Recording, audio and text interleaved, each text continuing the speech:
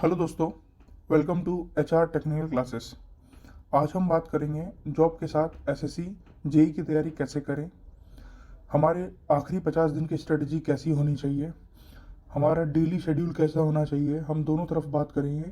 अगर हम वर्किंग है तो क्या शेड्यूल होना चाहिए, अगर नॉन वर्किंग है तो हमारा डेली टाइम टेबल कैसा होना चाहिए, ताकि हम मैक्सिमम मार्क्स स्कोर कर सकें एसएससी जेई के प्रीलिम्स पेपर में। चलो स्टार्ट करते हैं इसी के साथ। अर्ल नाइटिंगेल का एक बहुत अच्छा कोट है, never give up on a dream just because of the time it will take to accomplish it, the time will pass anyway. अब हम बात करेंगे डेली टाइम टेबल एक नॉन वर्किंग स्टूडेंट्स के लिए कैसा होना चाहिए। हम जनरल बात करेंगे कि अगर हम सुबह 6 बजे से लेकर रात में 12 बजे तक हमारे रोज़मर्रा के कामों को शेड्यूल करें तो पढ़ाई के लिए हम कैसे 12 घंटे निकाल सकते हैं। अगर हम 6 बजे उठते हैं और 6 से 7, अब रनिंग बहुत इम्पॉर्टेंट है एक हेल्दी स्टूडेंट के लिए। हम 6 से 7 रनिंग और अपने बाकी रोज़मर्रा के कामों को अलॉट कर सकते हैं। फिर हमारा पहला स्लॉट स्टार्ट होगा 7 बजे से। 7 बजे से लेकर 1 बजे तक वो हमारा पहला स्लॉट होगा 6 घंटे का स्टडी के लिए। फिर 1 बजे से 4 बजे तक हम लंच और अपने बाकी के काम हम थोड़ी देर रेस्ट कर सकते हैं, वो कर सकते हैं। उसके बाद हम 4 से 7 में सेकंड स्लॉट को फिक्स किए कर सकते हैं स्टडी के लिए। फिर 7 से 9 dinner and extra curricular activities. फिर 9 से 11 study again, the slot number 3। और स्लॉट नंबर 4 में हम रिवीजन रखेंगे, क्योंकि हम जो भी दिन में हमने पढ़ा है उसको हम लिख कर रिवाइज करेंगे सोने से पहले, और अगले दिन की प्लानिंग करेंगे सोने से पहले उस 1 घंटे के अंदर। अब हम बात करेंगे हमारा daily time table working student के लिए कैसा होना चाहिए। हम इन जनरल अगेन 6 से 12 वाला ही टाइम टेबल फॉलो करेंगे।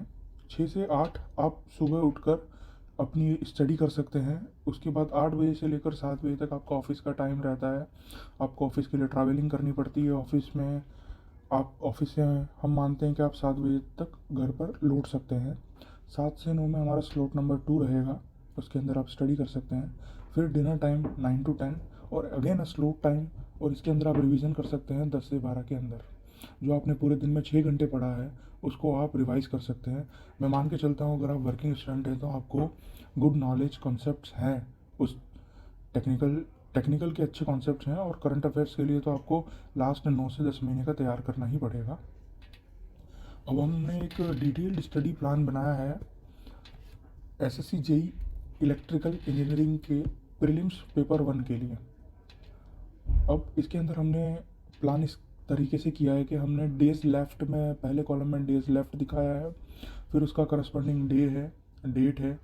अब जब आप इस स्ट्रेटजी को फॉलो करेंगे तो आप दिन में जैसे हमने अलोकेट किया है 12 घंटे, और वर्किंग के केस में हमने किया है 6 घंटे। तो स्टडी टाइम में आप वो डेटा एंटर करिए कि आप आज 4 घंटे पढ़ पाए या 2 घंटे पढ़ पाए, ताकि अगले दिन आप उसको मेजर कर पाएंगे कि आपकी प्रिपरेशन का लेवल क्या है। उसके बाद हमने जैसे 25 सितंबर को संडे है और हमने प्लान किया है एनोलॉजी और सिमिलरिटी कॉन्सेप्ट हम तैयार करेंगे। ब्लड रिलेशनशिप, सिंबल नोटेशंस और क्लासिफिकेशंस हम तैयार करेंगे रीजनिंग के केस में। अब उसके अंदर आपको जो रेफरेंस मटेरियल लेना है वो लेना है SSC previous year papers by Kiran publication. SSC CGL CHSL काफ़ी एग्ज़ाम्स के क्वेश्चंस अराउंड 10,000 से लेकर 13,000 तक क्वेश्चन उसके अंदर अवेलेबल है। और आपको सिर्फ स्पेसिफिक इन चार चैप्टर्स के क्वेश्चंस लगाने हैं। आप 200-200 क्वेश्चन लगा लीजिए, वो इनफ है। फिर उसी तरह हमने पर डे का एक स्ट्रेटेजिक प्लान बनाना है, उसे आप फॉलो करिए। अब उसको अकॉर्डिंगली अपना चेंज कर सकते हैं, बट कोशिश करिए कि वो समय पे ख़त्म हो जाए। सपोज़ आपने 6 अक्टूबर को फाइनल किया है कि 7 अक्टूबर को फाइनल किया है कि मेरा जीएस पार्ट ख़त्म हो जाए, general science and technology, environment और रीजनिंग के साथ 100 नंबर की तैयारी पूरी हो जाए। तो वो कोशिश करिए कि वो 6 अक्टूबर को ही आप पूरी कर लें और रिवीजन करें 7 अक्टूबर को, ताकि आप टेक्निकल पे फोकस कर पाएँ। अभी जो कट ऑफ देखी गई है इलेक्ट्रिकल इंजीनियरिंग के लिए वो है 150 मार्क्स। अगर आप 150 मार्क्स हैं तो आप सेफ़ हैं। अब 150 मार्क्स के लिए आपको रीजनिंग में 45 से 48 मार्क्स लाने पड़ेंगे, और जो करंट अफेयर्स और आपका जो जीके पार्ट है उसके अंदर आपको 40 मार्क्स, 35 से 40 मार्क्स तक स्कोर करना पड़ेगा, क्योंकि टेक्निकल में मैक्सिमम स्कोर हो पाता है 80 टू 90, 80, 85, 90। अब इसी तरह हमने जो टेक्निकल पार्ट स्टार्ट प्लान किया है स्ट्रेटजी के अंदर, वो है 8 अक्टूबर। 8 अक्टूबर से हम स्टार्ट करेंगे electrical circuits and magnetic circuits. Magnetic circuits में ज़्यादा कुछ है नहीं, इलेक्ट्रिकल सर्किट्स मेन है। मैग्नेटिक सर्किट्स में आप सीरीज इंडक्टेंस, पैरेलल इंडक्टेंस की प्लानिंग कर लीजिए, उसके फॉर्मूलेस रिवाइज कर लीजिए, अप्लाई कर लीजिए। अब जो रेफरेंस मटेरियल रहेगा वो आपके नोट्स रहेंगे और प्रीवियस ईयर क्वेश्चंस रहेंगे। आप प्रीवियस ईयर क्वेश्चन सारे लगा लीजिए। 25 से 30 मार्क्स, इवन 25 से 40 मार्क्स सीधे ही प्रीवियस ईयर क्वेश्चंस को उठा दिए जाते हैं। फॉर्मूलास डायरेक्टली अप्लाई, मतलब डायरेक्टली पूछे जाते हैं, और आप उससे 40 मार्क्स तो सीधा गेन कर सकते हैं अगर आप नोट्स और अपने प्रीवियस ईयर क्वेश्चंस लगा लें। उसके बाद आपको जो प्रैक्टिस करनी है वो हम आगे बताएंगे आपको। फिर 11 अक्टूबर से लेकर आपको 14 अक्टूबर तक इलेक्ट्रिकल सर्किट्स, और 10 अक्टूबर से 14 अक्टूबर तक इलेक्ट्रिकल सर्किट्स, मैग्नेटिक सर्किट्स अपने ख़त्म कर लेनी है। फिर 15 अक्टूबर से 21 अक्टूबर तक हम इलेक्ट्रिकल मशीन्स पर फोकस करेंगे। हमने इसको 7 दिन एलोकेट किए हैं, क्योंकि इसमें वेटेज जो वेरी करता है वो 25 मार्क्स से 30 मार्क्स तक इलेक्ट्रिकल मशीन से क्वेश्चन आते हैं। फिर next subject is measurement and measuring instruments. हमने 4 दिन दिए हैं, इसके अंदर 10 मार्क्स तक वेटेज बनता है, 7 से 10 मार्क्स। फिर basic electronics, power system utilization, estimating, costing. अब हम 3 नवंबर, हालांकि हमें पता है कि 14 नवंबर को हमारा पेपर है, तो 3 नवंबर को हम फोकस करेंगे करंट अफेयर्स पे। हम जनवरी से जो क्वार्टरली मैगजीन्स आती है, जनवरी से मार्च, अप्रैल से जून, वो क्वार्टरली मैगजीन्स लेके हम पढ़ना स्टार्ट करेंगे। इम्पोर्टेंट जो वन लाइनर भी आप फोकस मतलब खरीद कर पढ़ सकते हैं। और 3 नवंबर से लेकर 8 नवंबर तक आप करंट अफेयर्स का रिवीजन करेंगे।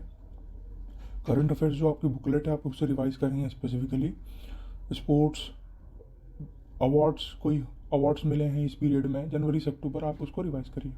फिर 9 नवंबर से लेकर 13 नवंबर तक आपको फुल टेस्ट देने हैं।